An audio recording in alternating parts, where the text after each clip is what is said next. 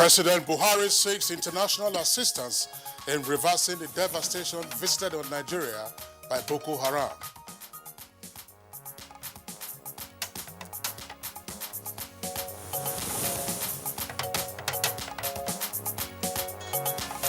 Nigeria Police Force is fortifying its intelligence and technology capacity to checkmate crimes in the country.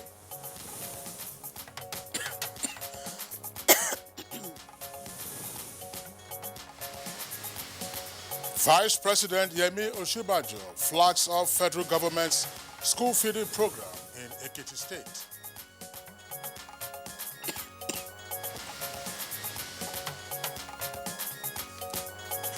And on Good Morning Nigeria today, we focus on infrastructure development journey so far.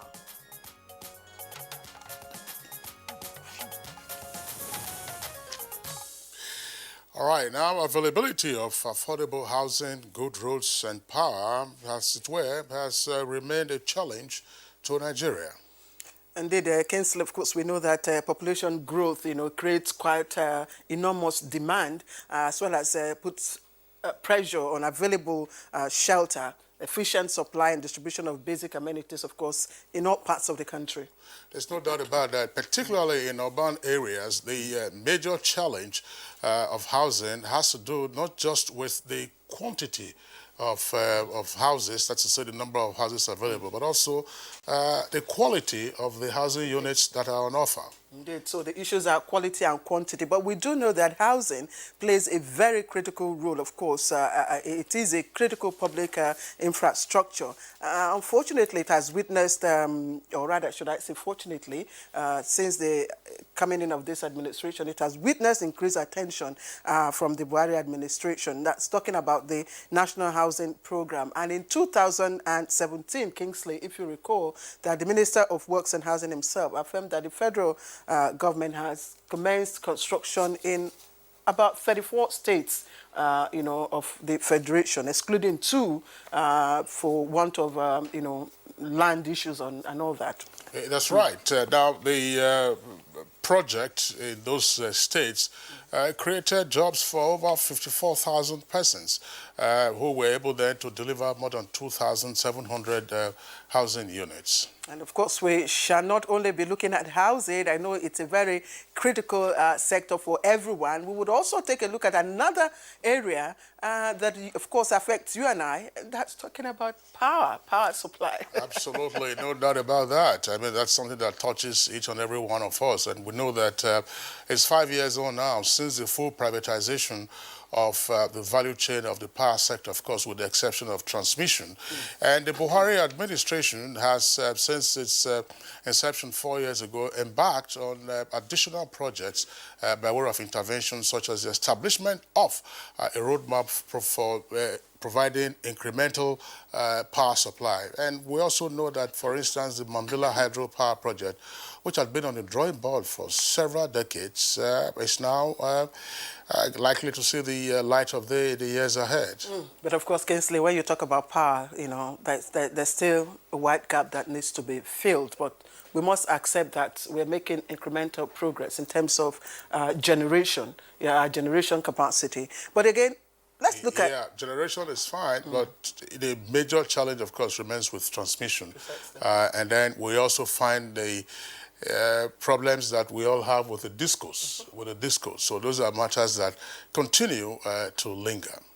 All right. We'll also know in the area of transportation, so much has been done. I mean, we're all witness to what is happening, especially in the rail sector. But also, we're told that, of course, that transportation now is through the nation's road network. That's about 60% of, movement of goods and persons. I'm not quite sure of that figure. I'm not sure myself. Yes, it's certainly more than that. I mean, but of course, we are seeing improvement in the rail networks across the country. Just that the entire country is not being covered by the rail system. So you still have a larger percentage of haulage of goods and human beings, of course, by being transported on the roads. Yeah, so that's the fact that roads continue to bear the burden of transportation in the country. So this morning, of course, we'll have our guests who will be telling us what milestones have been recorded in infrastructure development. What have we seen?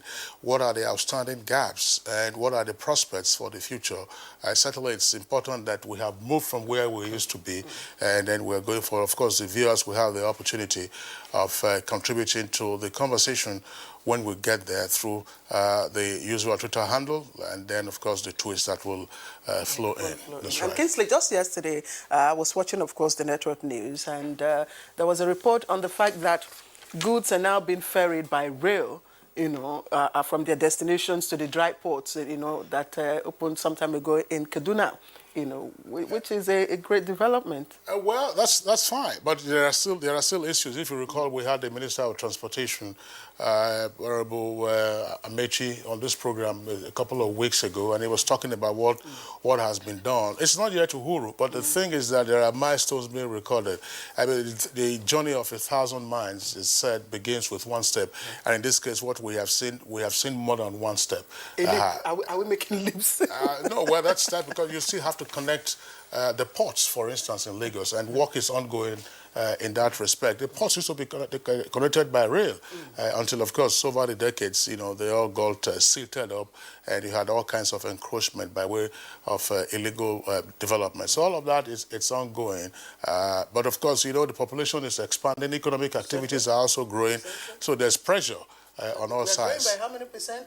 Well, 3.2, 3.3%, but fertility rate is about 5.5%. So that's 5.5 fertility rate, population growth rate at least 3.2%. And we are 198 million, pushing 200. We're not quite sure. By 2030, that's the projection. Certainly, of course, we have to claw back on that because of the huge challenges that arise. So that's our outlook for our discussion on this one. Of course, we have to take a look at one or two other areas when the time comes. But certainly, Claire, for those who are soccer fans, you all saw the miracle that happened last night when Barcelona, of course, met their Waterloo in Liverpool. Yesterday, I did say that they had a mountain. I would really want to know why you're so excited that Barcelona lost. It's not a matter of Barcelona losing. It's just the sheer artistry, the sheer determination and confidence of the Liverpool players who were 3 goals down. I did say yesterday that they had a mountain to climb, and the highest peak, of course, in the world is Mount Everest. I know some Man U fans now watching. And no, this has nothing to do with Man U. Man U fell by the wayside a long while ago.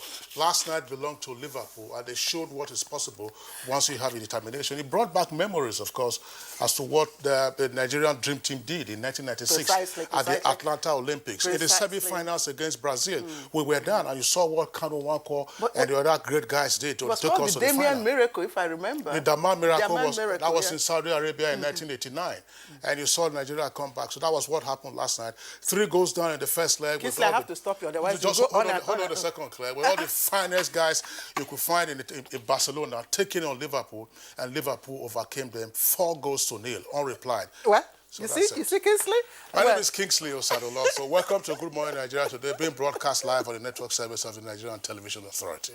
I am Claire Adelabu Abdulrazak. Thank you as always. The pleasure is always to have you join us on the program.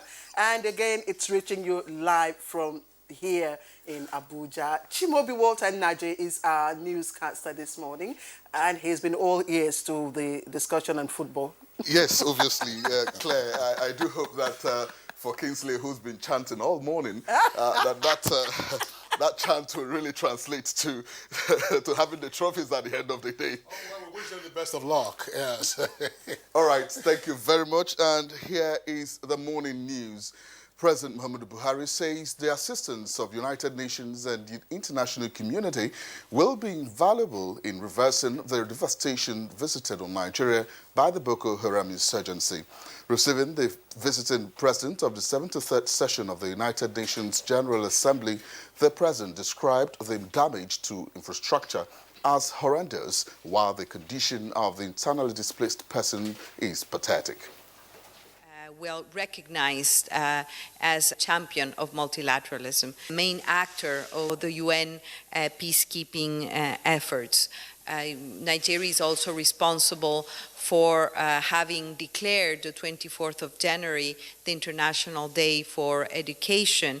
It has promoted the agenda of illicit financial flows and assets recovery in a very strong and vocal campaign to fight corruption, but at the same time to find the resources for the very ambitious implementation of 2030 agenda and the sustainable development goal. And the Minister of Foreign Affairs, Jeffrey Onyama, has assured that Nigeria will continue to play a prominent role within the United Nations system as it addresses domestic challenges and partners other nations to resolve global issues. Now, the minister, who met visiting President of the 73rd United Nations General Assembly, Maria Espinosa Garces, expressed optimism that Nigeria will succeed if given the opportunity to lead the 74th General Assembly. That believes in multilateralism. We believe that in the globalized world of today, the future really rests with multilateralism to address all the various problems and challenges of the world. Nigeria is a very strong, reliable partner of our organization and our system. We are very much looking forward to working together with Nigeria to have a smooth handover and transition process for the incoming Nigerian presidency to the 74th session of the General Assembly. That's the 73rd President speaking there. Now, the Acting Inspector General of Police, Mohammed Adamu, appeared before Senate at plenary, during which he explained that the force is fortifying its intelligence and technology for checking crimes in the country. He promised to address areas having to do with discipline of officers that have been found wanting. Efforts we take to improve on the situation, particularly on the Abuja-Kaduna axis, and also on the area of intelligence and technology. The Senate also promised and committed that areas of funding issues, the Senate is ready at any time to give assistance to provide adequate funding that is required in order to make the police be able to combat the necessary threats to our security. Distinguished colleagues, is this a true reflection of what transpired in the Committee of the Whole? And to other stories, the Air Task Force of Operation Irenmikia has recorded a milestone against armed bandits in Zamfara State by destroying the camp of a major kingpin, Alhaji Lawal, and neutralizing up to 20 of his fighters near Rugu Forest in Zamfara State. According to a statement by NAF Director of Public Relations and Information, Air Commodore Ibikunle Daramola, this was accomplished in a dawn attack after credible intelligence indicated that the notorious kingpin was camped along with dozens of his fighters at a settlement about 4 kilometers west of Rugu Forest, where he kept his logistics supplies, coordinates operations, and launches attacks against security forces as well as innocent civilians. Consequently, following detailed confirmatory intelligence surveillance and reconnaissance missions, the ATF dispatched 1 Alpha jet and an attack helicopter to strike the camp, destroying their structures and other logistics supplies, which were seen engulfed in flames as shown in a now declassified video. Now, no fewer than 20 armed bandits were neutralized in the air strikes. And the federal government has inaugurated a committee on strengthening internal security framework and community policing. The committee was inaugurated by the Secretary to the Government of the Federation, Boss Mustafa, with a call to the members to be diligent and carry out their assignment to enable the Nigerian police force function in line with current challenges. Improvement in the management of the security architecture and in the resultant successes in tackling security challenges. I'm sure you would agree that much more is still required of us. We should be able to come up with a process that will incorporate all the communities And I think when we do that, the idea of calling for state police will no more be there. In this assignment, we will ultimately propose pragmatic strategies to strengthen internal security.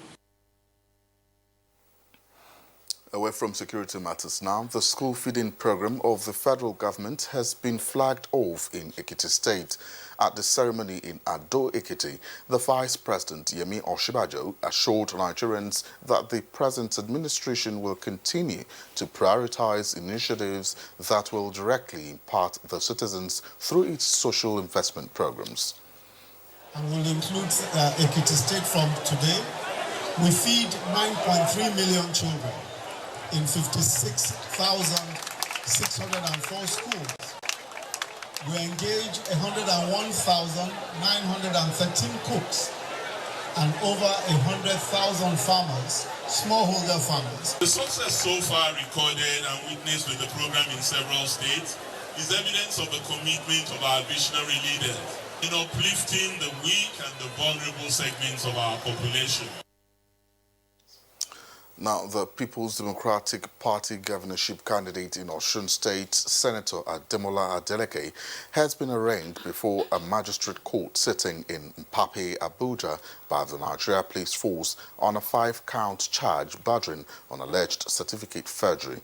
Senator Adeleke, through his counsel Adebi Adeoshoye, urged the court to take cognizance of the 2 subsisting orders which were tendered before the court as exhibits given by the Federal High Court and the State High Court in Osun State, restraining the police from arraigning him and also granted him leave to travel to the United States for medical treatment.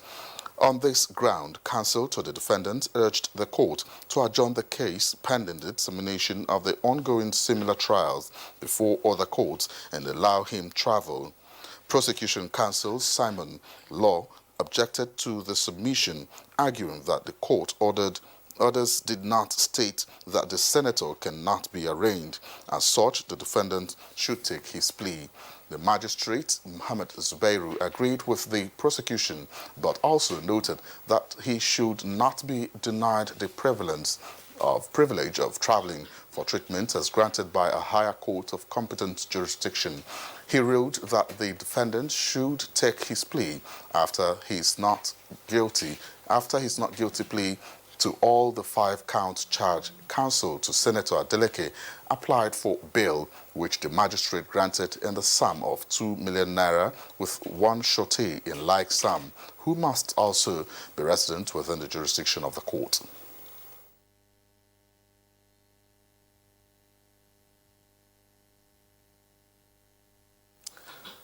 Now, the case has since been adjourned to the 24th of June 2019 for the prosecution to open his case.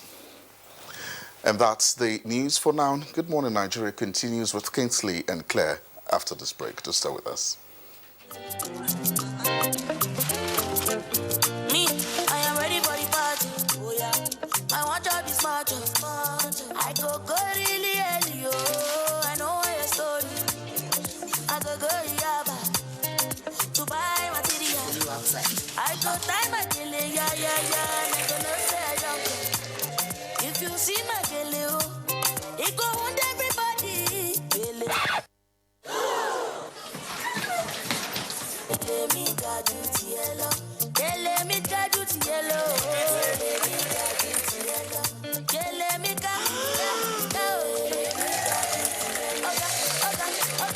3G is great. 4G is better. You don't know what you're missing till you experience it. Upgrade to a 4G device and SIM, SMS Get to 141 to enjoy double data on Nigeria's widest 4G network.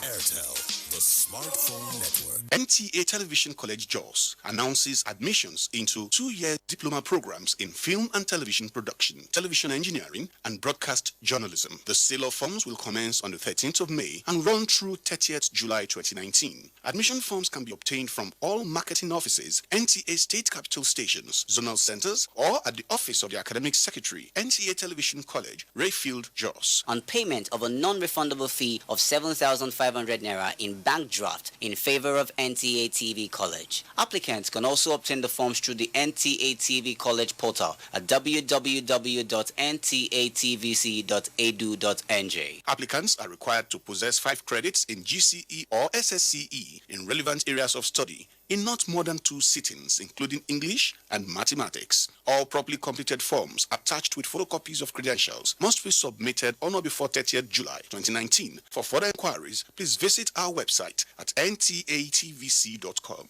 or call 0803 3144 383. NTA TV College, training you to be the best you want to be. Registrar Announcer.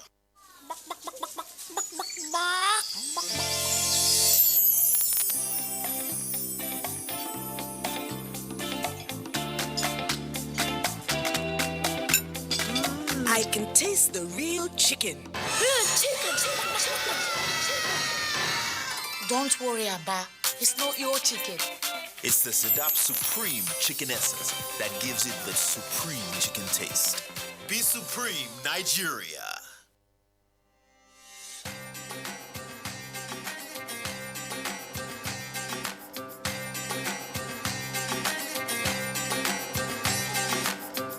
Be Supreme, Nigeria. Nigerians. Suicide bombers are not spirits. They are not ghosts. They are human beings like you and me. They live amongst us. They are your neighbors. They are your friends today, but terrorists tomorrow. So you must know your neighbor now. Security begins with you and me. Know your neighbor. Be vigilant. Be security conscious. Report suspicious persons, objects, and movements to the police and other security agencies. The security of our nation is a duty for you and me. If you see something, say something. Nigeria, unite against terrorism. This message is brought to you by the Federal Ministry of Information and Culture.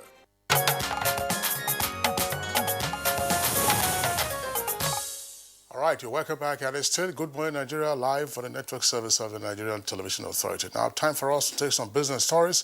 And here's our correspondent, Joy Uzo. Welcome. The federal government's announcement on its resolve to sanitize the local government system in Nigeria through granting of financial autonomy to local government areas has elicited reactions from key industry players, who noted that the move by the federal government will ensure the desired result is attained with the local government system in Nigeria. They noted that the directive, which will take effect from 1st June, is in line with the guidelines released by the Nigerian Financial Intelligence Unit, aimed at forestalling the negative effects caused by the currently run state joint local government accounts, which poses biggest corruption challenge, money laundering, and security threats at the grassroots levels and to the entire financial system as well as the country as a whole. The local government have been shortchanged for quite a long time, and then they're clamoring for autonomy, that their own allocation should be sent to them directly. It was very well justified, and now that their prayer is answered, is a welcome idea, is a good policy.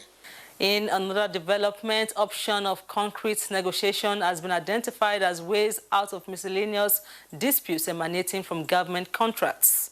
At a workshop on government contract dispute organized by the Abuja Chamber of Commerce and Industries, stakeholders implored parties involved to consider ripple effects of uncompleted works on the society.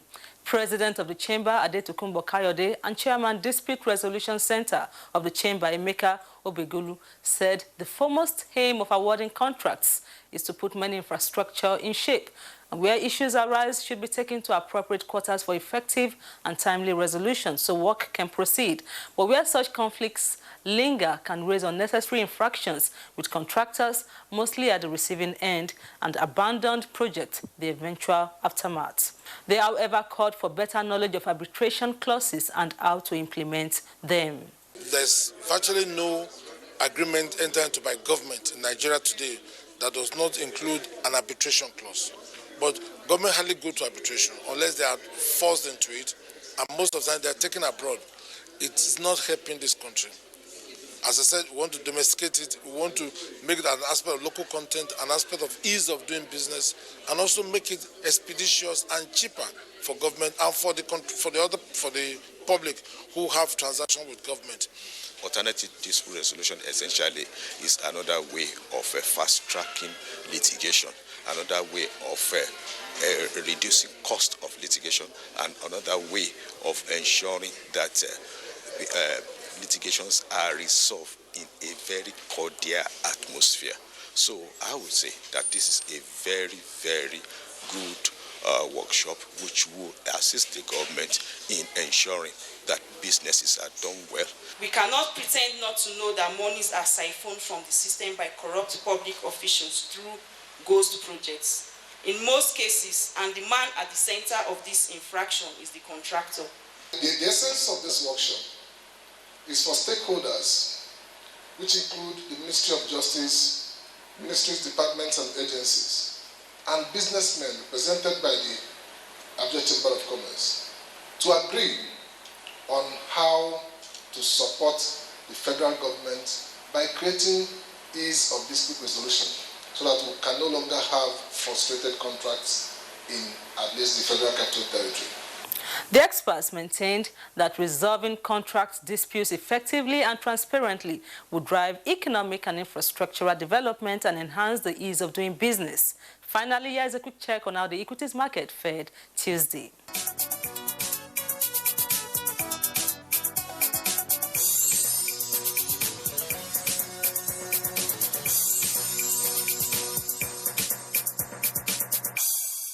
That does it on Business News. Many thanks for your time. I'm Joy Uzo. All right. It's an interesting discussion going on, but we'll get to that presently. For now, let's take a pause now for the newspaper review.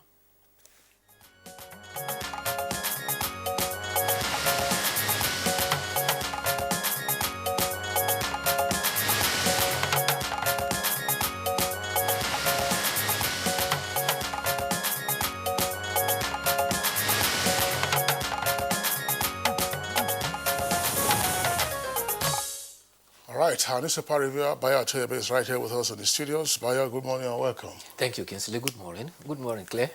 And good morning, Nigeria.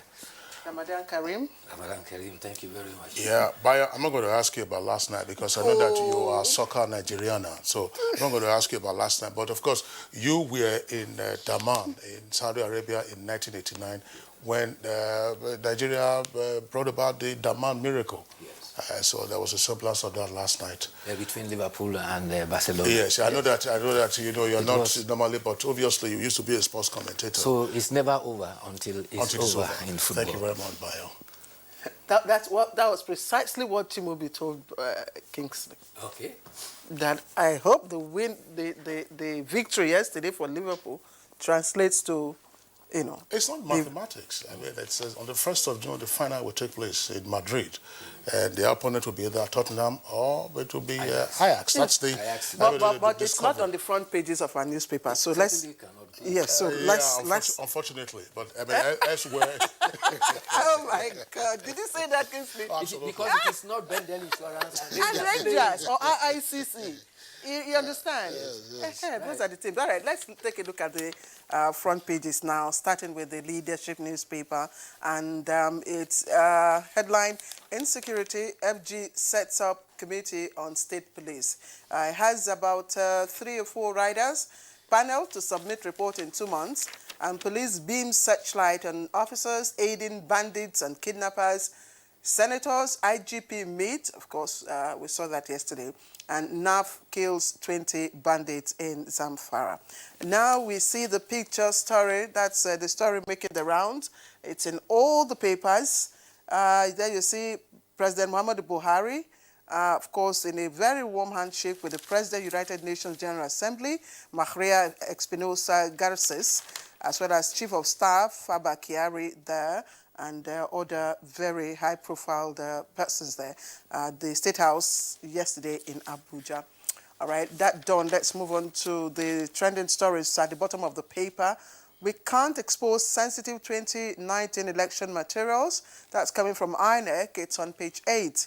And protesting Baji youths block Oshibaju's convoy. We also had that story trending yesterday, of course, on the various TV platforms. PMB seeks UN support for rehabilitation of IDPs. It's trending on page 2. Chigawa Assembly in rowdy session over leadership tussle. Adeleke arraigned and granted bail. And, of course, we have just a little below the nameplate, U.S.-China tensions, threat to world economy. That's coming from the IMF.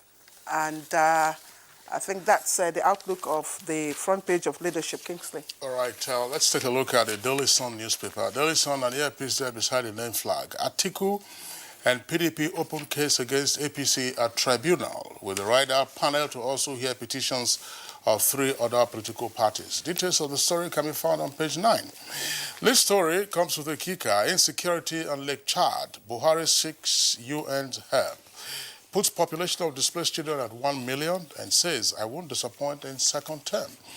Now, the photograph on the photographs there, just a number of photographs there of various poses by Senator Ademola Adeleke during his arraignment at the Magistrates Court in Mpape over alleged certificate forgery in Abuja yesterday. Has been granted bail, by the way, as the story immediately below that reads with the headline, Adeleke arraigned, granted bail.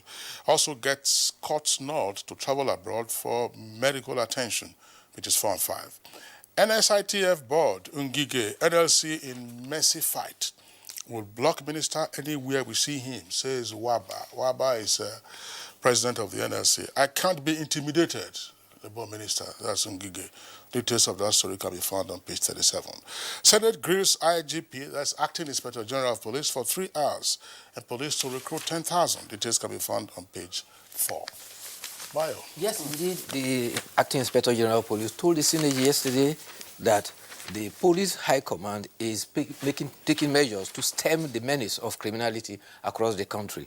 The IGP, Muhammad Adamu, had about 2 hours of closed-door session with the Senate. Eventually, the Senate made pronouncement on it and said that the police strategy on security were taken to them in confidence and they were briefed. Senate President Bukola Saraki identified some of the issues that were raised, and the IGP had hoped to address the menace squarely. He said areas to do with discipline of men and officers will be taken into cognizance.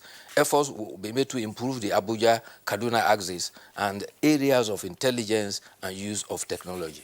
The Inspector General of Police also said that the Senate appreciated the strategy and make suggestions as a way forward. However, the Senate promised to, as much as possible, devote adequate funding to empower the police. Some of the areas that the IGP focused on is that the number of police is not enough, and therefore you will recall that annually there has been an recruitment of 10,000 policemen. Currently, the population of the Nigerian police is about 300,000, and half of this population are attached to politically exposed persons. So eventually you have very few police officers, like that is strength to take care of the 190 million Nigerians in the country. They said such light is also being beamed on officers that are alleged to be aiding bandits and kidnappers, because they say accounts from victims of criminals have indicated that there are some police and security officers who are backing some of them. Evidence of this criminality is that they are trying to get vital information on, usually before the army or the police strike, the criminals are already aware of their moves, which means that there are fifth columns within the security agency. Also, at the office of the Secretary to the Government of the Federation, a committee to look into and examine the necessity or otherwise of state police was inaugurated. Inaugurating the committee, Secretary to the Government of the Federation, Boss Mustafa, said that the committee is to look at outcome of the study of Executive Course 40 of the National Institute of Policy and Strategic Studies. They had done a study on ways to invigorate internal security covering the area of 1999 to 2018. Some of the challenges are to be identified. The committee has 2 months to present its report. Meanwhile, the Vice President, Professor Yemi Osibajo, was waylaid on his way to the airport yesterday by alleged aggrieved Baggy youths who were protesting what they claim to be land belonging to them by way of ancestry that has been taken over. Professor Yemi Osibajo was on his way to the airport. A spokesman for the agitated youth said that the military had occupied their ancestral land and the Federal Capital Development Authority has refused to recognize the right of the indigenous persons. They also allege that the ancestral land has been taken over without alternative and compensation. They even asked for a demand that henceforth whoever is to be the minister of FCT should be an indigene, not what they describe as an outsider. However, Vice President Yemi Osibajo came, disembarked, and engaged the protesters and proposed to meet with their elders and find amicable solutions to their demands. He also advised them to use legal and fair means to carry out their agitation. Meanwhile, at the same vein, Lieutenant General Tukur Buratai, while inaugurating Muhammadu Buhari cantonment at Giri, had an opportunity to put a clarification on the issue of the land. And he says the land was granted to the army in 1979 and right of occupancy was given in 1997, and said in 2011, when all the FCDA revoked lands, the army, like every other person, reapplied for certification and got acknowledgement. He says the army has legally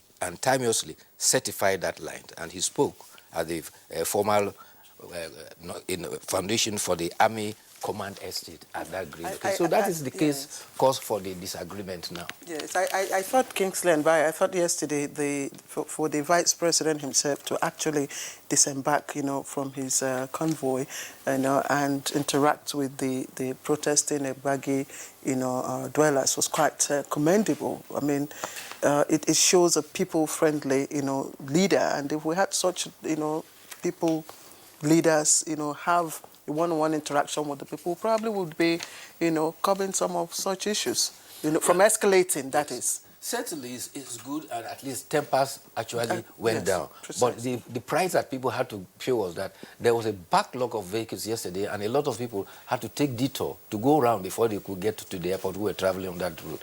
And it's not the first time these youths are protesting. It is about the 4th time. They've done that twice on the Abuja highway, around Goza there. They've been to the National Assembly. They have even also barricaded the FCDA office to raise this protest. While I also commend that, I also, I'm also concerned about the security implications, you understand, for such high-profile people. Yes. Yes. So I think I just said I should raise that. I think the point that Claire made at first is, in my opinion, the most significant in the development, that the Vice President was on his way to the airport, apparently to the AKT launch of the school feeding program. And once he saw the protesters, obviously both the security and protocol people would have advised him otherwise. But he deemed it expedient to disembark and then to address the persons. Yes, I mean, there should have been some concerns, but to the extent that the indigents of the Federal Capital Territory were not protesting for the first time, and that they had barricaded the freeway, and not on account of the fact that they knew that the Vice President was coming. The Vice President, of course, then addressed them. The next steps would then be, all right, how do you resolve these issues if, as you said, Bayo, the military had, according to them, perfected their title to the land. What needs to be done, and how prime is that land? Could there also be an alternative, and so on and so forth? That's very significant. You can contrast that very sharply with what happened in Lagos in 1993. I mean, during the June 12 crisis. Yes. During the June 12 crisis, there were protesters, on the Korodu Express, and it was a point of discomfort, for most Lagosians and indeed observers, as a convoy was coming. They shot their way through the protesters, and there were a number of fatalities. I remember, one senior person then saying that, they had to shoot their way to go to the airport. It was unnecessary at that time. That's 26 years ago. All right, let's look at the editorial. And of course, the editorial will round off our conversation, newspaper review. And it's taken from the Nigerian pilot. The concern is tackling examination malpractice in Nigeria. Of course, since this year's UTME held, it's been talk of the town. It's been public, issue. It's been publicly discussed. The degree and dimensions of malpractice, of course, by both candidates and high-profile persons. The JAMB registrar was here, to also give his own side of the story. But the concern of this paper is that we must urge relevant anti-corruption and security agencies to partner the education sector, to tackle these menace. And in particular, the newspaper mentions the ICPC, of course, which was part of the committee that met sometime, to look at this issue. Bayo. Yes. Well, before I comment on that, let me quickly draw attention to something I'm sure will interest you. The House of Representatives yesterday passed a bill after its third reading to seek an amendment to the Federal Character Commission Act 2010 so that henceforth women can claim the state of origin of either their father or husband, whichever they choose. And that is another positive development as far as gender sensitivity in our nation is concerned. But coming to the issue of examination malpractice, yes, the editorial places squarely the factors responsible for examination malpractice as a matter of lack of self-confidence and the ability of students to pass, to study and pass examination. And there's a big question there. Where will our universities get qualified students if students do not study hard and are not able to pass their exams?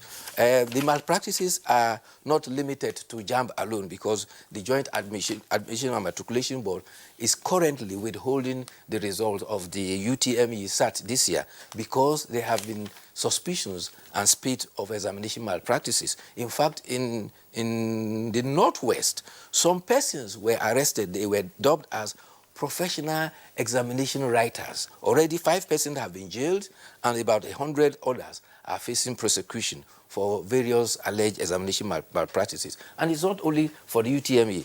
West African Examination Council has recorded 20,000 or so examination malpractices. But the determination is that there is an attempt to stem it. JAMB has taken it even a step further. They are going to look back at past examinations as far back as several years, almost a decade. And if candidates have been found not to have written the exam by themselves, somebody wrote for them, and had even gone to university, graduated, they will be got at. So there is a strong determination to stamp out examination malpractice. Indeed, and I had an interview with the JAMB registrar. It says that, the board is steps ahead of the fraudsters. So we're looking forward to probably eventual, sanitization of our exam, different exam processes. All right, Bayo. Kingsley? Yeah, nothing else. Bayo, thanks a lot for being around. See you tomorrow. Thank you, too. All right, it's Good Morning Nigeria on the network service of the NTA. We'll take a short break now.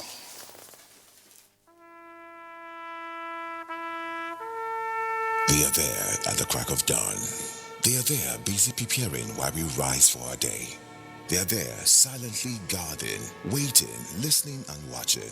They are there ready in the sky above. They are there in the blistering heat of the day and in the dead of night, willing, regardless and unrelenting in the defense of the sovereignty of our country. They are our first line of defense and our last. They are who have paid the ultimate price in defending us. They are fathers and uncles. They are mothers and sisters and girlfriends and boyfriends. They are brothers and cousins and best friends and neighbors. They are classmates, colleagues, and citizens of this nation. They are our defenders and deserve our respect, our prayers, our thoughts. Nigeria, please support our armed forces.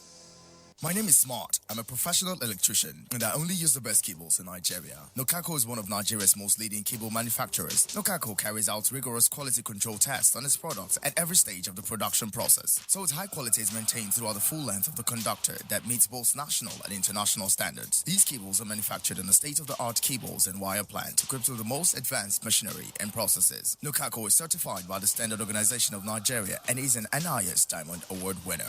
Be like Smart by Nokako. Do you desire to improve your grammar and sharpen your pronunciation skills? If your answer is yes, then you need to attend a special 4-week course on English Grammar and Pronunciation for Broadcasters organized by NTA Television College, Jos.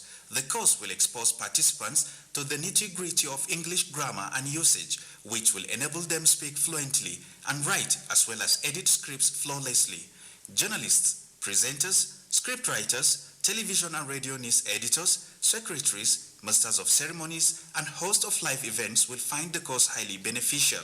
Date, 13th May to 7th June 2019. Venue, NTA Television College, Rayfield, Jos. Course fee, 100,000 Naira per participant. Accommodation inclusive. For more inquiries, please call 0803-3144-383 or 0806-9809-807. You can also visit our website on www.ntatvc.com. NTA Television College, Jos, training you to be the best you want to be.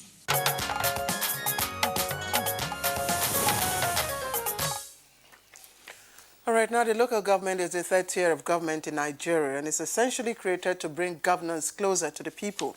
The intention of that is to ensure that dividends of democracy, which include, of course, basic infrastructure, is delivered to the people at the grassroots.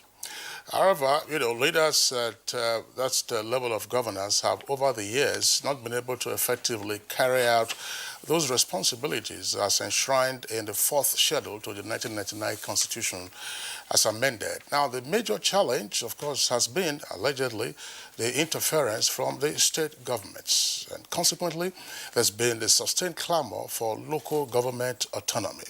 And just a couple of days ago, the federal government, through the National Financial Intelligence Unit, rolled out a new set of measures scheduled to take off on the 1st of June this year. Indeed, Kingsley. Now, that those measures make it compulsory for all local government allocations to go straight to their respective bank accounts.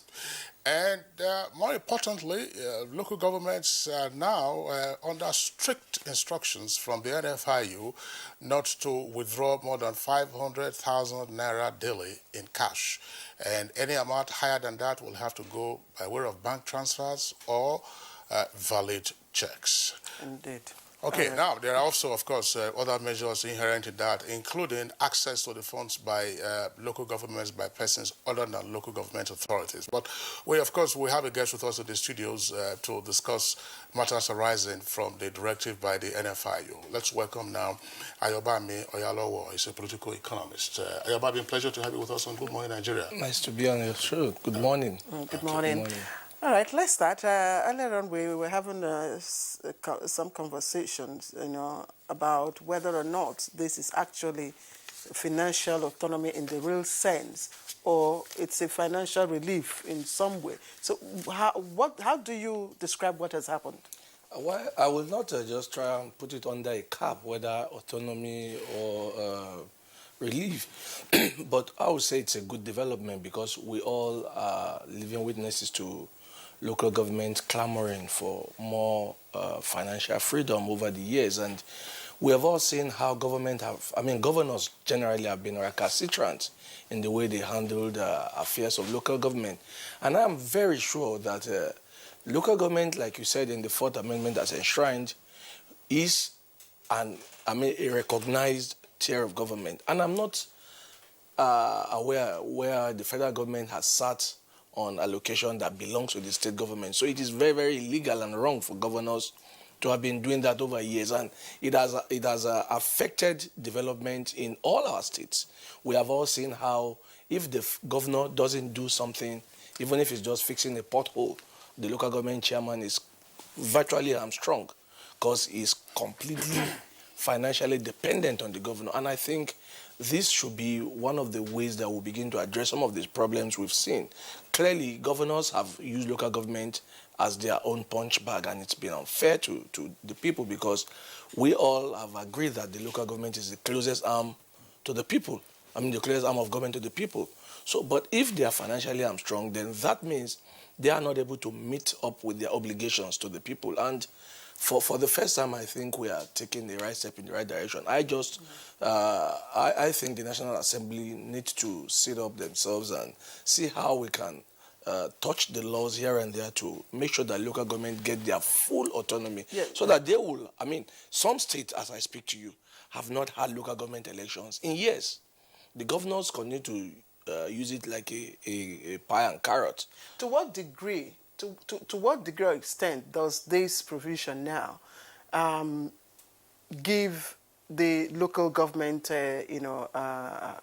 council freedom? Well, I think from their state financially governors? now they now have they will not have too much excuses because from what we see, their money would directly go to them, and the NFIU has tried to put in some checks, which means you cannot withdraw cash more than a certain amount. Every other project should be traceable by the way of using checks, bank transfer. So you can't just sit down because you're a local government chairman now and then go marry a new wife or get all your friends and let's have a big party. No. Rather, you do project, you pay in a way that you can be traced using the correct financial model, such as bank transfers, acceptable checks. So I think this will give a lot of freedom to them, and it will also give room for accountability because clearly, however monies are spent, you can see it. It's not just carrying cash around. There's a lot of transparency with the way NFIU has set the criteria. So I think it's a good move. And I must also commend the government, the president, because we have seen how our system is structured in a way that things are not meant to work. So he has to continue to bend backward. We have all been living witnesses to how, because the National Assembly has been very difficult, he has to use what you call the presidential order. We've had 1, 2, 3, up to 6 or thereabouts. Seven executive orders. So these executive orders are like bending backwards just because the laws that we have, existing laws, are either not helping matters or they are just hamstrunging the way things should be done. So I think the National Assembly need to look at a lot of our laws again. A lot of things are completely not working. So for me, this is a good step in the right order, the right direction, because we've all been clamoring, we've all had people talk about restructuring, this and that. This, for me, are steps. So I think the National Assembly, hopefully, maybe the 9th Assembly, will be more amenable to doing the right thing. This current outgoing one has been very difficult to work with, and the National Assembly has a lot to do if it comes to laws that will help you and I to progress and help our people to actually enjoy the benefit of democracy. Yeah, but what has this got to do with the difficult relationship that we have seen? What I'm saying is... Just hang on a second. Let me frame my question, please.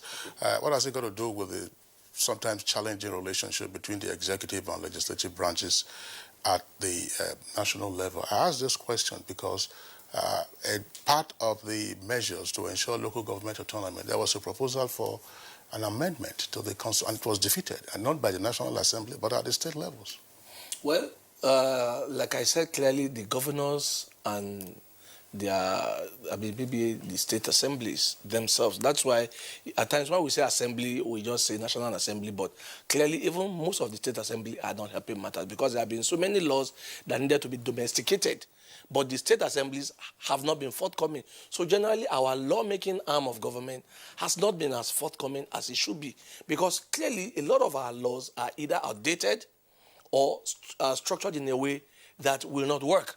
So if you have a law that has been passed by the National Assembly at times that needs to be domesticated in the state, and you need maybe 2 over 3 of the states to come along so that it can go on, you find out that the states are not helping matters themselves. So it's clearly a case of most times when it comes to election period, Nigerians typically will focus on the executive, on who will be our governors, who will be our president, and so on and so forth. But we all continue to neglect the most critical arm of government, which is the lawmaking arm of government. And that is whether the state or National Assembly. So clearly, it's a case of the kind of characters that we have in those places. They don't actually understand that their own action directly have more impact on the people, even more than the executive. Do you foresee some challenges going forward with the efficacy of this directive by the NFIU, which of course is commendable, as you have indicated, particularly in the relationship between state governments and local governments, considering the full play that sometimes state governments give to their dominance over the local governments. You say, for instance, don't withdraw more than 500,000 naira in cash, which of course in a week will come to 2.5 million. All financial transactions above that threshold should be by way of checks and so on and so forth. Those who will have access to the funds will be local government authorities. But if a directive comes from Government House, pay that contractor on the basis of the joint projects, because states and local governments have emasculated local governments by having the so-called joint projects. So they all contribute, and then they say, look, pay them. You say you won't pay, and the local and the state governor can get the House of Assembly to suspend the councillors and the chairmen and then appoint caretakers. Well, in fact, before even you talk about the suspension, as we speak, I'm sure if we take a poll of our states today, most of the states are running on caretaker chairmen. So I already know there's going to be some challenges with this directive. So it now behoves on us, the people, to rise and challenge this situation. Governors should not have the right to dictate what happens in local government, because none of us will accept the president dictating to our governors what they will do. So why should, because I believe by the way of our constitution, the state have equal rights. The local government have the same right that the state governors have.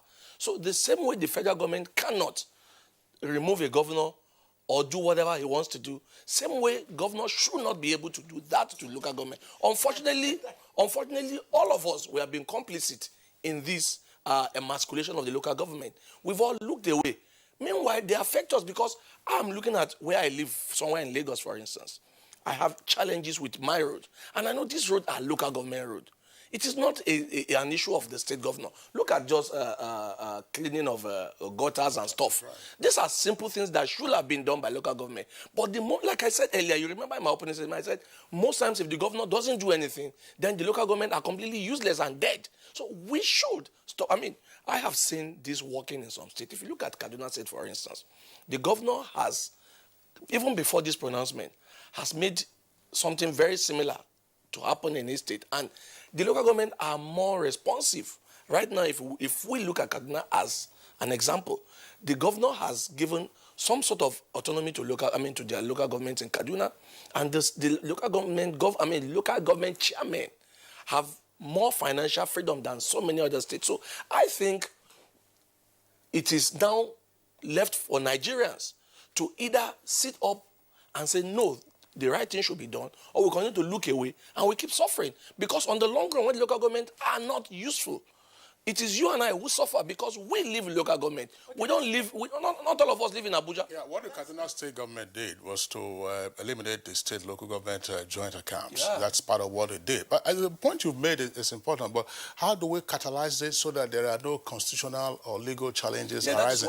Because the constitutional provision is clear that the authority for the functioning of local governments resides in the State House of Assembly by way of the laws that they will make. And that's why you have all kinds of laws that empower state governments. You know that if we have clearly defined local government with the council working as it should, they also have a lawmaking, and I'm sure you know that too. So that is why I said the state must be made to do what is right. It is because we, and when I say we, I'm very, very serious about it, we have allowed this nonsense to go on for so long. We allow the governors to run like the state belongs to them. It does not. The local government have rights under the constitution to do what they need to do under the law. It is clearly spelled in the Constitution. But most times, we have been fixated either on the state governors or on the federal government to the detriment of the local government function, thereby emasculating local government, because you and I do nothing and we allow governors. So if we want development in our councils, then we must sit up and tell the governors to do what is right, because governors don't own local government. We own the local government. And incidentally, I mean, Ayaba, some persons will say, look, we had local governments that worked in this country. After the local government reforms of 1976, there was an example of local governments functioning in the country under the administration of General Ibrahim Babangida. Local governments had their funds, disbursed to them directly, and they could function.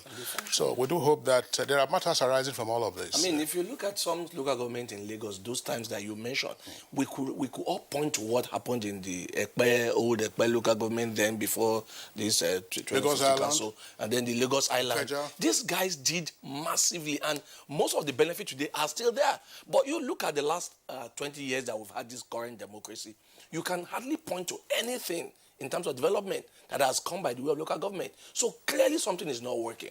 This, for me, is the first step in the right direction. I think more needs to be done, but, I mean, we have to commend this, but hopefully this should not be the end. It should just be the beginning of local government financial autonomy and complete autonomy, as it were. All local government should have elections that will bring in chairmen and councillors. We should not have a situation where governors use local government as a way of taking care of the boys. Why don't we have actions, for instance, by those who have the locals, to say in the absence of a local government democratically elected as specified by the Constitution, then the local government cannot have access to its funds, exactly. Whether from internally generated revenue or from the Federation Allocation Accounts Committee. Would you agree with that? I will completely agree with that, because I think the civil society needs to begin to work and forget concentrating everything on Abuja. These are areas where I think civil society needs to rise up and join with the people so that we can get our local government working again. All right. Political economist Ayobami Oyalowo, pleasure having you on Good Morning Nigeria. Thank you very much. Okay, it's still Good Morning Nigeria on the network service of the Nigerian Television Authority. We're taking a short break now. When we return, of course, we'll be dealing with infrastructural development issues pertaining to our roads, power, and, of course, housing.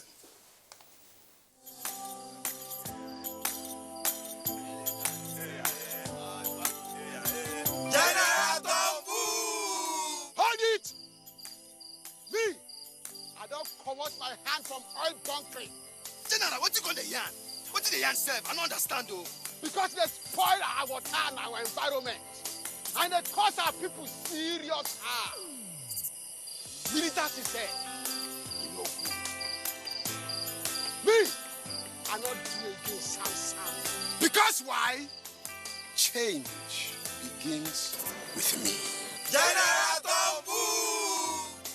This message is brought to you by the National Orientation Agency in conjunction with the Federal Ministry of Information and Culture. These days, people get their news and information from more media sources than ever before. Some of the news and information given are fake, unverified, doctored, and manufactured to create confusion, stir disaffection, and cause disunity. Before you believe or share any news, ask yourself, is this real? Is it from a credible source? Is it verified or verifiable? Fake news is dangerous, whether you do it for fun or for political gains. Real people can get hurt. Fake news, don't create it, don't spread it. This is a public service announcement from NTA.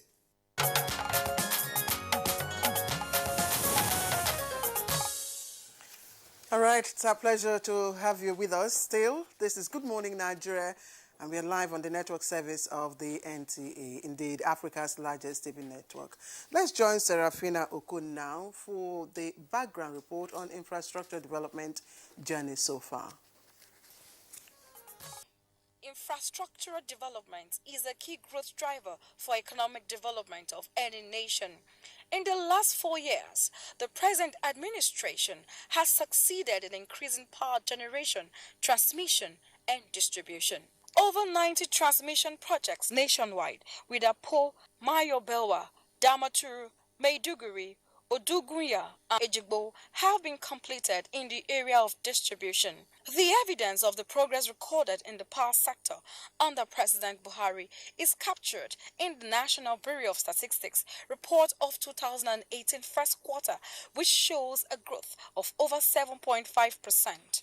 On works, the construction sector in Nigeria plays an important role in the development of the nation's economy, as the construction industry is said to have contributed about half of the total stock of fixed capital investment in the Nigerian economy. With these in mind, the Buhari administration issued Executive Order number 007 of 2019, which established the Road Infrastructure Development and Refurbishment Investment Tax Credit Scheme.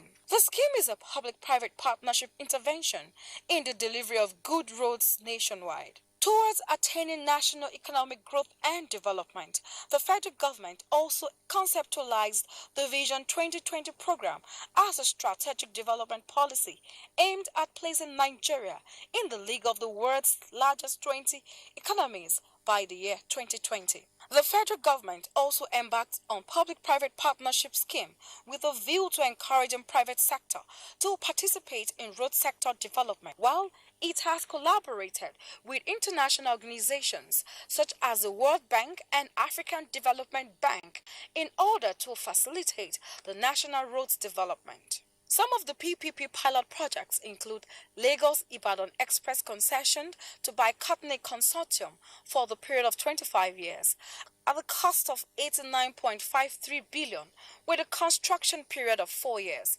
Another vital project to be executed in similar manner is the proposed second Niger Bridge, which is currently under construction. Others are Benin-Shagamu Dual Carriageway, Kano-Kaduna Abuja Dual Carriageway, and Lagos-Badagry-Seme Border Dual Carriageway. The Buhari administration has demonstrated a single-minded commitment to upgrading and developing Nigeria's transport, power, and housing infrastructure. The federal government also made giant strides in the railway sector by completing and commissioning the Abuja-Kaduna rail line and the Abuja Metro Rail project. The previously abandoned Itakpe-Ajakuta-Warri rail line is undergoing test runs. Also on track for the Lagos-Kano rail line, significant progress has been made on the Lagos to Ibadan segment of the project. In 2018 alone, an additional 1,531 kilometers of road have been constructed and 1,800 kilometers rehabilitated across the country. Priority projects such as the Abuja-Kaduna-Kano Highway, as well as the second Niger Bridge, are well underway through the Presidential Infrastructure Development Fund. Neglected roads in the north central, like the Ilorin-Jaba Road, a stretch of 93 kilometers, have been completed and now provides a critical link between the northern and southern parts of the country. For the first time in Nigeria's recent history, election season did not halt or negatively affect ongoing federal government construction projects across the country. Various projects such as road, rail and power are on schedule. Lagos-Ibadan Standard Rail Project, Abuja-Kaduna-Zaria-Kano Expressway, Enugu-Port Harcourt Expressway, Kefi-Akwanga-Lafia-Makurdi Road, Lagos-Shagamu-Ibadan Expressway, Kano-Maiduguri, and of course the second Niger Bridge. In the housing sector, the year 2017 and 18 witnessed a decisive approach towards tackling housing deficit in the country with the commencement of the National Housing Program executed in 34 states across the Federation, including the FCT. The Buhari administration is addressing fundamental challenges with the implementation of programs and policies aimed at improving the sector with commitment and the proposed annual provision of 100,000 housing units, which has raised the hope of reducing housing deficits to the barest minimum. With the heartwarming successes recorded in these sectors, how have they impacted on the economy? guest on Good Morning Nigeria will be giving more insights shortly. All right, now we have with us a sole guest, and his principal focus will be on the power, works, and housing subsectors of infrastructural development. It's a pleasure now to welcome the Honorable Minister who has responsibility for power, works, and housing, Mr. Abatunde Raji Fashola. Honorable Minister, pleasure to have you with us on the program this morning. It's a pleasure to be here. All right, now let's begin with all the three arms, shall we say, of the three ministries that you superintend. They're all important, but let's begin with housing. And climb on to power, and then works, which is essentially roads and bridges.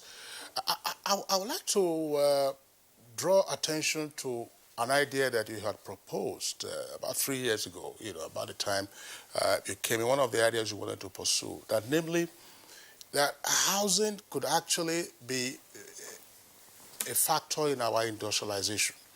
And therefore, you were coming up with model housing structures for different parts of the country, and that the inputs could then be produced, and then we are in a position to deliver mass housing timelessly. Where are we on that? Well, we still are in the process of that objective, but some of the earlier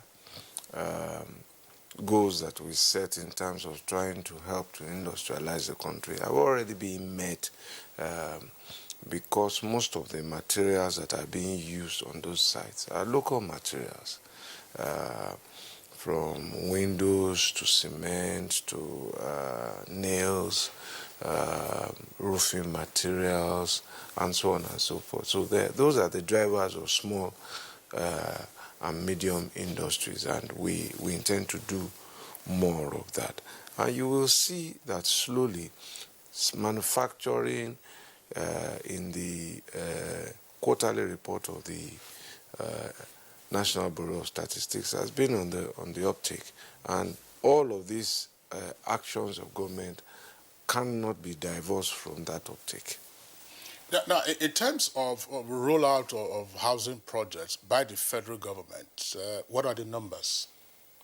Well, at the moment, we are building in each of 34 states where we have land directly, and that is the pilot that I told you about. Aside from what the ministry is undertaking, the Federal Housing Authority is also building. And quite apart from that, there are private developers who are funded by the Federal Mortgage Bank, who are also building in many parts of the country. Two of the projects I went to inspect, I think about 3 or 4 weeks ago in Abuja. One at Gwagwalada is a Federal Mortgage Bank funded development. In fact, there were 3. One is a Federal Mortgage Bank funded development. One was one of our National Housing Program pilots, and the third one at Zuba was the one that Federal Housing Authority was building. And this is what is going on in many other parts of the country. All right, Honorable Minister, I want to believe that many Nigerians are probably familiar with your National Housing pilot program, which is taking place, as you have said, in almost all parts of the country, with the exclusion of 2 states, because they were not able to provide land. But so far, what can you tell us about the completion status and allocation status? Okay, there are 2 broad designs. The 2 broad designs, they're for the southern part of the country, a mixture of blocks of flats and bungalows, and for the northern part of the country, largely a suite of bungalows, but there are 1, 2, and 3 bedrooms. For most of the northern part of the country, and southern part of the country, where bungalows are involved, we finished the buildings, and I think your reporter showed some of them, and you will have seen the progress also when I went to inspect last year, when the ministers of state went to inspect last year. We finished most of the buildings. We are starting another round of buildings under the 2018 budget. What we are now undertaking at those sites are the final infrastructure, the estate roads, the water supply, the mechanical and electrical, the lighting and all of that. So, but we are now, because there's, in some cases we have extra land, in some cases state governors have given us additional land, another 5 hectares, so we are undertaking another phase. The reason why we're still doing this is that we are beginning to see some of the challenges with our design in terms of final cost. So one of the things we've had to do now is to change the design of the roof to reduce its girth without necessarily reducing the quality. We are looking at some of the pillars in the building where we can reduce some of the materials without necessarily compromising quality and safety, but with a view to reducing costs. We received some feedback. People are asking us that, look, why should we have only 1 toilet and 1 bath? And we say, look, these are public housing initiatives, and they should ideally, the standard globally is 1 toilet, 1 bath. But again, we are responding and saying, if we put an extra toilet, it's additional cost. Will people pay? And so one of the things we've amended in the design now is to say, let's make it flexible. If you want to add a second toilet, we will design it in such a way that you can undertake it without compromising the structural integrity of the house. So these are some of the, I told you, we're trying to find what people accept and what they can afford. Because we are mindful that there are many empty houses all over the country. So we are still in that laboratory stage. We are also now looking at how to roll out allocations. So we've finished with the forms. We've looked at conditions. I think one of the things we've decided is that you must show your, I think what we agreed was, we had a long debate about whether we should use PVC, but we settled, I think, for national ID as a criterion for eligibility and some other conditions, and then you can then apply to the Federal Mortgage Bank for a mortgage loan and all of that. So all of that will soon be advertised. Because and this is specifically for low-income earners? Low to middle income, because we're looking at people. What we did was we benchmarked the income group between those who are in level 8 and level 14 in the public service. So I think those are people who earn, I'm trying to remember, I think 50,000 naira a month, I think, to roughly about 200 and something thousand naira a month. That was the benchmark. So whether you are in public service or not, if you are in private sector and you earn within that range, then you will see. But clearly, if you earn 50,000 naira a month, we don't expect that you will be applying to buy a 3-bedroom house. Isn't it desirable? No, I mean, will your income support it? Will your mortgage deduction support it? And that is why other jurisdictions talk of a housing ladder. You start from the bottom. You can move from a 1-bedroom, and as you progress, because your income must be able to support what you are seeking to acquire. And as you progress, you get into a 2-bedroom and a 3-bedroom. And perhaps as your children also grow older and leave home, you find out that it's not economic for you to keep a 3-bedroom flat house anymore, and you want to go back to a 2-bedroom house. So these are what we have seen in other jurisdictions. And we're also beginning to now try to find out, why are there so many empty houses, and why are they not occupied, and what can we do about them? We're working with professionals in the industry trying to get data now on the number of houses that have been empty. I think we're trying to draw a benchmark between a house that has not been occupied for 1 year. We want to know why. Because we see a lot of this across the nation. We think that there's something that government can do, but I will keep my gunpowder dry until we have the data and we're able to respond specifically. The income bracket you referred to obviously was before the minimum wage. Yes, It was before the minimum wage. It was before. So the minimum wage has not been implemented yet. No, it's law. It's law. It's law, but it's yet to be implemented. Yes, implementation is so the minister is still the bracket is still subsists. I think the bracket would remain. We just, you see, first of all, we can't build for everybody. We're on our best, the private sector, and then there are some people who don't want to live in flats. At the level of certain status, people want their own land, in fact, and they want to build by themselves. And again, this is an area where we're actively playing. As at April this year, we've signed and issued over 2,400 certificates of occupancy. We've also granted about 1,000 plus applications for consent to land so that people can also continue their land transactions. We're also promoting sites and services in some parts of the country. One of the ones we just completed that we will soon hand over is one in Umuahia in Anambra State.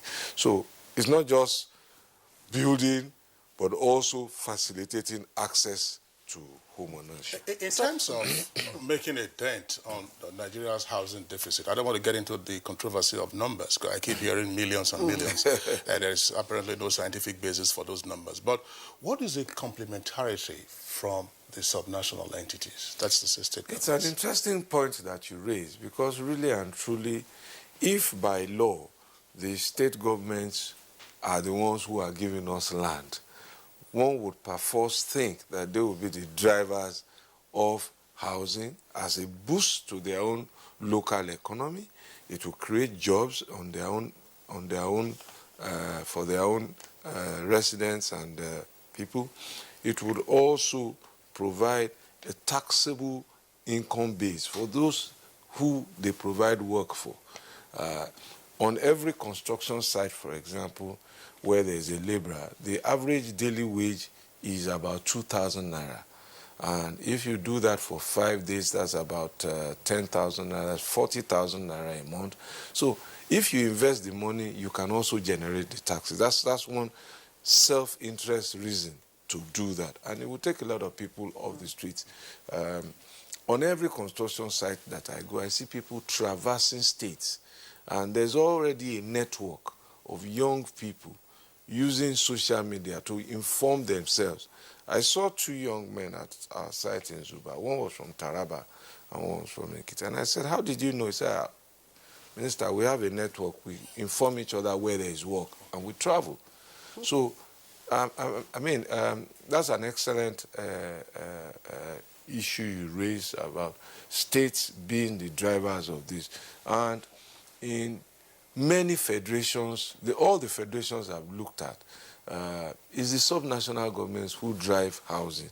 What the federal government does is essentially what we are trying to do: policy, design, standards, and everything. And each state will then drive and demand as much as it desires.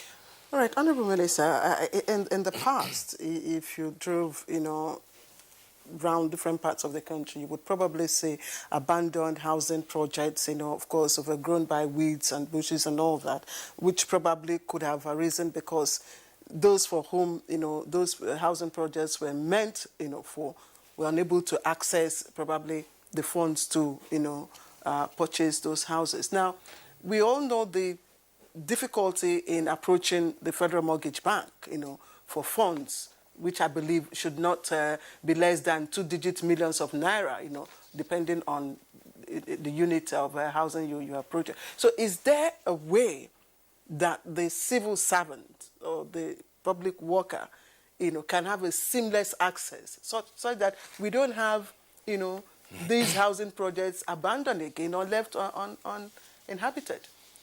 Well, first, let me deal with the Federal Mortgage Bank side. And, it shouldn't be difficult for any civil servant that contributes to the National Housing Fund to then get a mortgage facility from the Federal Mortgage Bank. I don't see any difficulty because up until when the board was fully constituted, their recommendations come to me on a monthly basis and I approve them. And they come in sometimes over 150, sometimes 200 a month. So I don't anticipate that there should be any difficulty. If you're a contributor, by law, you are entitled, subject to certain conditions. One of the conditions before was that you needed to be, if you were applying for a loan of up to of no more than 5 million naira, you needed to provide 10%. Now, one of the things that the president has approved is a recommendation that we should take off that requirement. Okay. And he has approved it, so it's being implemented now. So if you don't have the 10%, you can still benefit. Okay. This is one of the things that the Buhari government has now done in order to facilitate ease of access. If you were seeking for 5 million and above, I think the requirement was to contribute 15%. We recommended, and the president approved a reduction of that from 15 to 10. And I think all of these are initiatives towards housing access. In terms of what caused the abandonment, there's so many reasons that you will find. Either poor project planning, either sudden price escalation, either there were no off-takers, contrary to the projections at the time, where there were no farm contracts done, there wasn't enough consultancy to find out how many people wanted to buy. So these are things that we must introduce into estate development. Who are the off-takers? What did you agree with them? How many rooms do they want? What is their source of income before you start building? Sorry, please. Yeah. I'd just like the minister to speak a little bit on the eligibility and the process, so that our viewers who probably aren't aware that this, is in force, will be able to understand and then avail themselves of the opportunity. Oh, yes, we will. As I said, we are working out the final models, conditions for eligibility, one of which, as I said, will be national identification, because we want the system to be less dependent on us and very open and transparent, on the back of something we have done back in Lagos State, where you don't need to meet anybody, you don't need to know anybody. So if you get online and you subscribe, you will automatically then be led through a procurement process independent of any individual. So there are no corners and all of that. Those are the things we're working on. All right, so now let's leave our houses and then get on the road. What is the journey so far? Journey so far is that we're on the road, we are moving. Bumpy ride or smooth ride? Well, it gets smoother by the day, especially if you ask the commuters over the Christmas and through now compared to last year. What we committed to is that every year the experience will get better until we finish. And just last week, the Vice President was at the second Niger Bridge site and stopped by to see. He was in Onitsha and this thing, and stopped by to see the progress of work there. And I think your cameramen were there. The bridge is now coming out of the water, as I've explained to people, that a bridge is built largely inside water. Most of the investment is under the sea and under the river. But the piers are out now, and the contractor is racing to conclude the foundation works before the onset of the rainy season, because once the rainy season starts, the water levels in the river Niger will rise up to about 30 meters. And 30 meters is the equivalent of a 10-story building. So work will be difficult to do underneath. But we're just about able to ensure, because they're working 24/7 different gangs. And you have about 4,000 people employed there. 1,200 plus are direct employees, and another 2,000 plus are indirect employees, support staff, suppliers, and so many other people. And that is what infrastructure just ignites an economic ecosystem where people begin to do so many things: supply, cleaning, fumigation. Everybody's there. Those who are bending iron rod, those who are supplying iron rod, those who are supplying diesel, lubricants, cement, everything. Those who are renting out boats I went on a boat to the Asaba side. So those are companies who are contracted during that period to provide all of this logistic support for construction. You know, Honorable Minister, I get sometimes curious as to whether we are able to keep track of these jobs being generated and the economies around these construction sites so that we can reduce them into our national numbers. Do we have that system, or is it a proposition I make sure. It's very interesting because, you see, when we talk about housing, when we talk about road construction, the first thing that I remember is that these actions are not taken in a vacuum. They are taken for a purpose. And President Buhari has set out that purpose very clearly in the Economic Recovery and Growth Plan. The first is that he wants to grow the Nigerian economy. That's the first objective. Second objective, he wants to invest in the Nigerian people. And that includes not just education and health, but also in their dignity. That from people who used to be dependent on others, they can get up in the morning with their dignity intact and say, I'm going to work. That's an investment in people. And the third, of course, is to create a globally competitive economy. So every time, every of my sites, I keep those numbers. That's the first thing that interests me. How many people is this employing? And that's why I can tell you about what is going on at my site in Zuba. If you see me on any site, it is the workers that I'm talking to. I'm asking them, what were you doing before? And oftentimes they tell me there was no work before. Do you like what is happening? And they say, thank Buhari for us. From north to south, whether it's the painter that I met at the housing site, whether it's the family that I met in Oyo, husband and wife. The wife is a caterer, the husband is a mason. So she makes food for the laborers, the husband works there. They move from Lagos to Oyo. So those are the people that interest me first. So I'm keeping an eye on those numbers on every site. And that's why I can give you these numbers, because that is the first thing that interests me. We promise jobs, and we are delivering them through infrastructure and through other means. Or even the young mobile restaurant operator in the trains. Yes. In the trains. You didn't mention that. I thought I should add.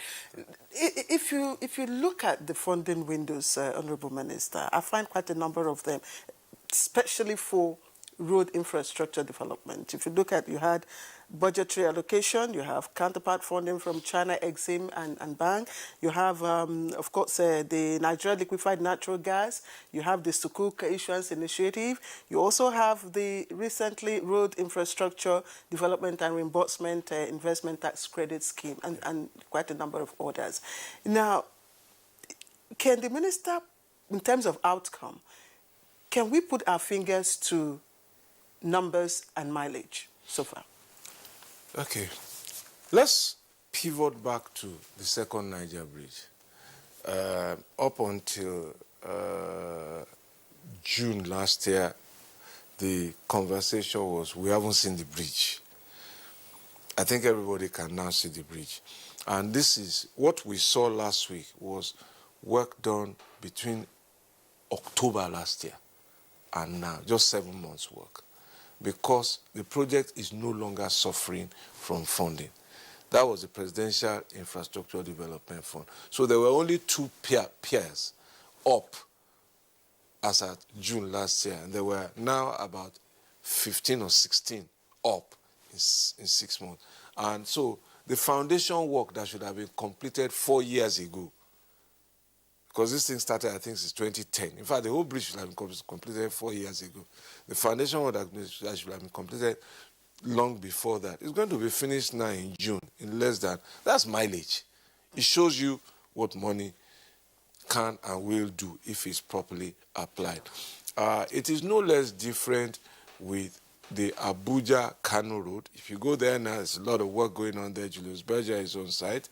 If you go to the Lagos-Ibadan Expressway on the Shagamu side to Ibadan and the Lagos end, both contractors are working. Traction is being gained. I spoke to some people, I think it was yesterday, they left Ibadan at 5, they were in Lagos before 7. That's a road you used to sleep on all night because it was simply unmotorable, added with some uncomplimentary driving behavior, just gridlocks. So that's traction, that's mileage. And we're beginning also talking numbers of people who are benefiting. What is the status of the local Oweto Bridge? Local Oweto Bridge is incidentally essentially completed. In fact, the contractor was with me yesterday complaining about funding because we awarded another bridge, the EB Bridge, to the contractor, but we haven't been able to mobilize funds. So that was the point I was going to go to. All of those monies sound like a lot of money, but it's not. Really and truly, given what we are doing. In my presentation to the Senate recently, we listed about 565 contracts. So, and we're not talking about 1 kilometer roads here. We're talking about roads 100, 200, 250 kilometers. So we're just dropping. Not enough. So the EB Bridge, I think the contractor was telling me then that I think there was a provision of 1 billion naira, and I think the cost of the bridge is a lot more than that. And out of that, he can only get barely 200 or 300 million. So just to move his machines, because he's finished pavement work at local Oweto. So he wants to move his machine. There's no need for concrete work there. It's all done. It's the final surfacing that is left and the link roads that are awarded to 2 different contractors. I was just wondering why we are still on. So we need a lot more money. And that was why I said we should be looking now at maybe a public debt issuance program of about 10 trillion to start. So those who also say the government is borrowing don't seem to know, with respect to them, what they are saying, because this is a government that is borrowing and investing in infrastructure that will redefine our lives for another 3 or 4 or 5 decades. Maybe you should also speak on the executive order, because that is where the one that deals with the executive order. Yes, it's 7. Yes, executive order 7. That's the road tax reform infrastructure initiative. It's a very brilliant decision by Mr. President to extend that initiative. And but the question now is, it is your tax. It is your taxable income that you can only deploy. Do you get it? What you should have paid as tax is what you advance to government. So the first question is, what is your turnover? What is your profit? And it is only from your profit that we can tax. So if you are a 1 billion naira turnover enterprise and you pay about 30% or 25% corporate tax, that's about, so if you do 1 billion and you declare profit of 100 million, so you pay tax of 25% of 100 million, I think that's 250 million if my arithmetic, that's 25 million. 25 million. So how much road can 25 million build? So it's a few heavy hitters who can really play. And it has helped us with a project like Bodo Boni Bridge, where the NLNG is playing. It has helped us with the road going to Famusing in Cross River, where Lafarge is playing. It has helped us on the Obajana-Kaba Road, where Dangote is playing.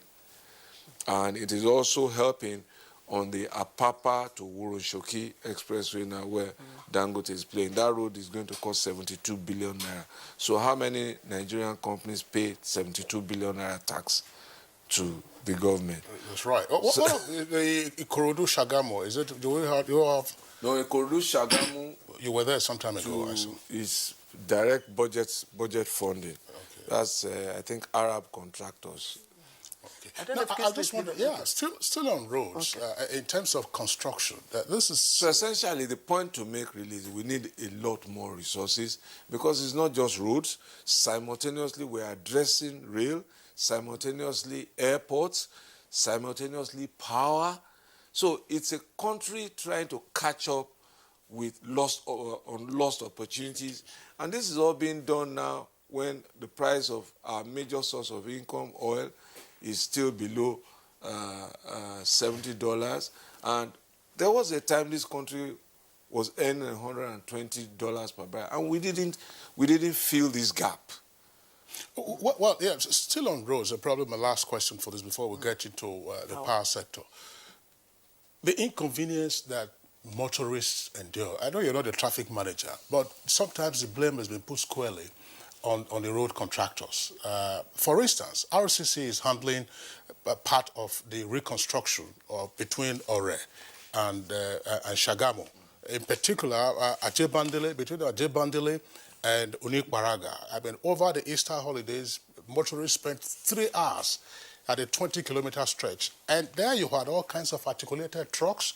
You had fuel tankers, probably just by some providence that something didn't ignite.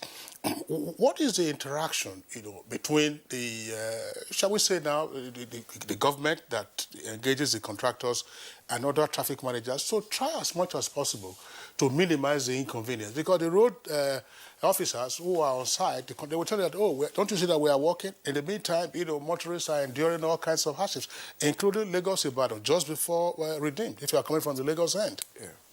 Let me express my unreserved sympathy to some of the discomfort that motorists still experience.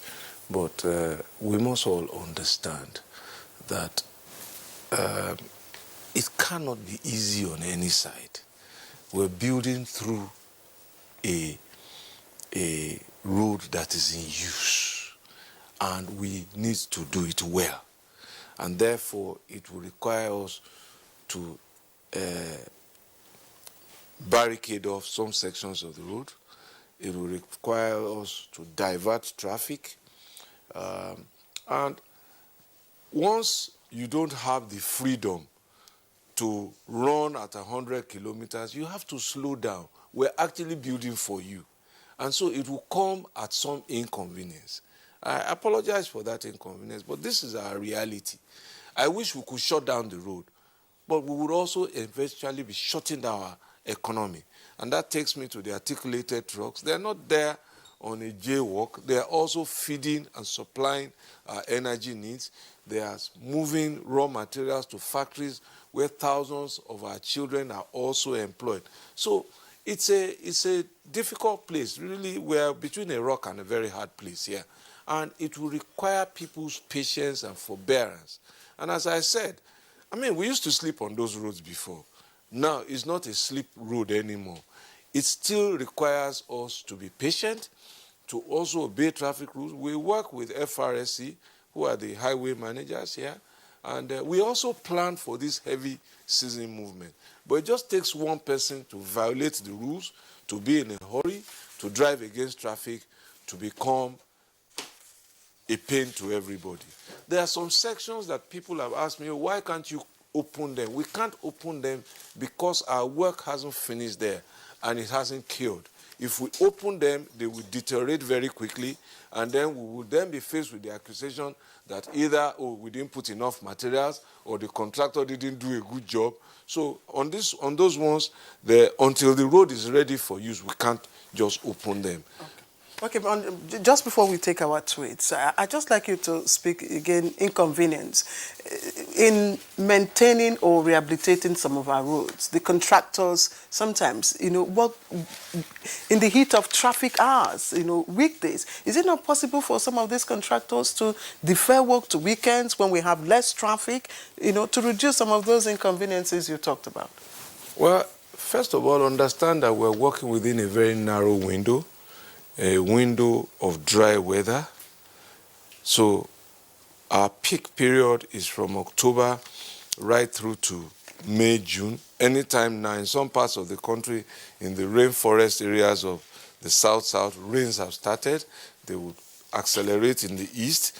And so we begin to close down, essentially, works done. Otherwise, they'll be washed away also by the rain. The Karunyanya Road is a case in point. Karunyanya Road I need to know which section of that The section immediately after the Mogadishu bridge between Kugbo, between the checkpoint and okay, and I will check it out. Some works, I would like to see some works, much more works done at night, and sometimes also we also then need to engage security personnel, because also the people who do the work are mothers and fathers, brothers and sisters of some other families too. And so all of our challenges also have consequential effect on us. There should be no problem, and we have to evolve there. But we give very, very clear instructions to our contractors that the convenience of our residents, the convenience of our citizens is the prime consideration why they even have a contract in the very first place. And we expect signage, we expect some traffic management, but it's a two-way traffic also. Some of the feedback we get also is that some motorists are a little impatient, they're in a hurry, they drive against traffic. So this meeting of minds must improve so that we are all the better for it. All right. Well, thanks. The point about contractors working 24/7, if we are really playing catch-up, I think that's a very significant point, because we need to get contractors working at night. I mean, some persons will say, fine, there is insecurity, but I don't see a team of kidnappers being more than a platoon of soldiers. For instance, if we were to put them, to secure a gang of workers. It would be hard to then think that you would deploy soldiers to every construction site in the country. It comes at a cost also. It comes at a cost. And let me say to you, just a few days ago, we had to seek for help. There's a local ethnic conflict that predates many of us, the TVs and the Jukuns in Kashimbila area, and that's a project site for us. We had to seek the assistance of the chief of army staff, because fighting just broke out there, and this is happening. So again, all of us must be interested in peace. This is not just President Buhari's job. Everybody must be interested in peace. We must find out why people, what are the causes of conflict, and we must remove them. We must remove them. All right. Now to the power sector. We have some tweets, Kinsley. Yeah, just before we take the tweets, because we're getting pressed for time. Okay. So let's the minister, because we kept power for the last. We speak as consumers. We speak for our viewers as well. I am a consumer myself. You're also a consumer. Maybe you are a maximum demand consumer or special interest. But certainly, I mean, where are we? I mean, the needling problems that consumers still have with regard to regular power supply, with regard to proper billing, and just plain efficiency. Response time. Just plain efficiency in the downstream sector, namely the discos. Well, again, don't forget that this sector has been privatized. And so I recall I told somebody at an event that if you don't have energy, don't come to me. If you don't have meters, don't come to me. The truth, that really is the truth. It's, as you said, now downstream, privatized. So before the privatization, the Ministry of Power used to have over 50,000 personnel. So all of those fitters, those people who replace meters, who repair transformers, who had those PACN trucks with the ladders and everything, were staff of the ministry. They don't exist anymore. The total staff strength now is 729 as at the last budget defense. So 729, that's what we have in the ministry. That's the impact of privatization. So we don't have transformers anymore. We don't keep transformers. We don't supply transformers. We don't supply meters. These are the licensed and contracted responsibilities now of the DISCOs. Now, who gives them the license? It's not the ministry. So the Minister of Power can't issue a license. He has never issued one. The person who licenses all of this is NEC. So I think the chairman of NEC would be the appropriate person to put in this chair as to what because the licenses are then subject to conditions of billing, metering, and all of that. And those are conditions for holding the license. And the law also provides that if you don't perform or if customers are not satisfied, there are conditions for reviewing the license, for amending them, or for cancelling them. Again, that's not the minister's mandate. The mandate of the ministry now is oversight, regulation, and directives. So I have issued directives for eligible customer that if you are not getting enough power from your disco, buy directly from your Genco. If you don't have, if discos can't supply meters, make regulations to ensure that new people can come into the meter space. That's the meter asset provider that was to kick off on the 1st of May. And I think we licensed about 14 asset providers by NAC. They work with the discos now to roll out meters.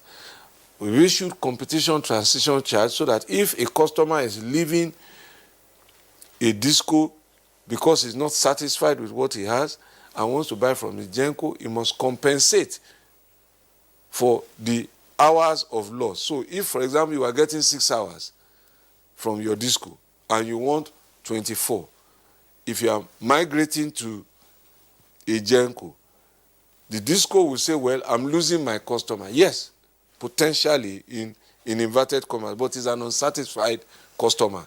How much was he paying you? 6 hours. Bill, so that the person who takes over that should compensate the discos. So these are the regulations that we have issued, and we're looking to do more within the framework of the law. Okay, Honorable But Minister. by the by, I think that we must also understand that it takes some time to fix all of the equipment, even if you had all of the money, to fix all of the equipment that is necessary to distribute power, transformers, ring main units, circuit breakers, cables, poles. And one of the things we've issued directives for is a preparation for the rainy season generally, for all discos to be mandated to go and trim trees because they affect supply during rains and storms, and so on and so forth. That does not mean that there will be no outages, but we want to minimize those kind of things. We've asked them, for example, to go around, inspect all their distribution facilities. You will find one loose fitting here, one cross arm damage here. Can you repair all of that before? Those are directives we've issued for action to be taken. Yes, Honorable Minister, in terms of outages, within the past couple of months, we've had more outages and they stay for longer periods in different parts, even here in the FCT. So I'm wondering, how does your ministry oversight, these companies? Again, as I said, direct oversight is the mandate of NERC, because that is the license issuing agency who says service these people. But we get complaints and we try and respond, find out what is going on. That's why when people call me, the first thing I tell them is, wait, let me find out from your disco what is going on. The situation in Abuja, for example, I'm aware we lost a transformer, major distribution transformer, and I spoke to the MD of Abuja Distribution Company, and they've been in the process of trying to fix it. That was about 2 or 3 weeks ago. There are also old equipment that get damaged. All of these are electrical and mechanical equipment. I know that in the Lagos area, I think about 2 weeks ago, we lost a transmission line between Benin and what's it called now, that feeds Egme. So we couldn't give Lagos all of its load. Then there was a gas maintenance, pipeline maintenance going on. So power to the Lagos area dropped. But that was fixed over the weekend about 2 weeks ago because the ministry issued a notice out and power supply has been restored to the Lagos area. Of course, you still have the last mile issues in terms of distribution equipment, which causes load shedding, either there's not enough transformer capacity. Again, those are matters for the regulator to take more seriously and say, look, why are you not serving this customer? Why are you not doing this? All right, I'm just wondering, I mean, some persons will have the impression that as consumers, we are the mercy of the discos. barring the intervention by the Electricity Regulatory Commission. And if the Electricity Regulatory Commission... There's enough relief within the regulatory area for us to get better service, and without putting down anybody, I know that some discos are also working to improve on their ability to provide service, whether in terms of metering, whether in terms of repairing equipment. And there are people who send messages to me and I pass to the discos and they call back to say, oh, that, because also sometimes when there is, all of these systems are not yet automated. So sometimes it's just a question of the disco even knowing that there's a fault. It's just like in the old days of NEPA too. Sometimes if you don't report a fault, nobody knows that there's a fault. So all of us must also engage that system, that reporting system. Let us shout out where there is a problem so that the people who are empowered to solve this problem are also aware. Very, very briefly, transmission infrastructure remains the responsibility of the government. Yes, it does. Where are we on that? Well, we have many transmission expansion programs going on, and we have a 10-year plan through TCN. We also have about 90 transmission projects at various stages of completion. I think your reporter alluded to some of them. Those are the ones to which we have deployed the recovered transmission equipment containers from the ports, almost 800 containers. And we are completing as we go on. Some substations are ready in Abeokuta, for example, now. We've done the one in Odogunyo in Lagos, we've done Mayo Bewa, we've done Sokoto, we've done Meduguri, we've done Akpo, we've done Katankwe, and I think we're working in Nasarawa. So it's work in progress. All right. You mentioned Nasarawa. We don't have enough time to ask you about some dangerous portion of the road that used to be called Many Have Gone. We hope that you have the opportunity of responding to that, because you did say that work was going to commence.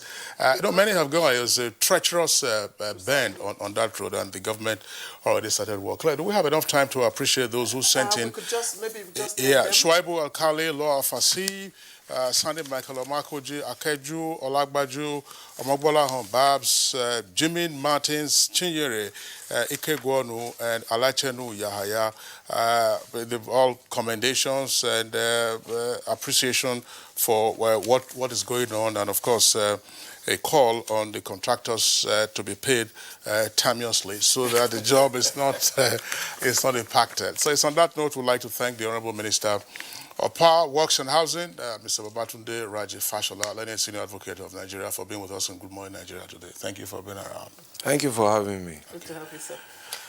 All right, and that's it on Good Morning Nigeria for today. We'd like to thank you very much for staying tuned. Don't forget you can watch a repeat broadcast of today's program at 5:05 on NTA News 24, channels 419 on DSTV and 46 on GoTV. I am Claire Delabod-Razak.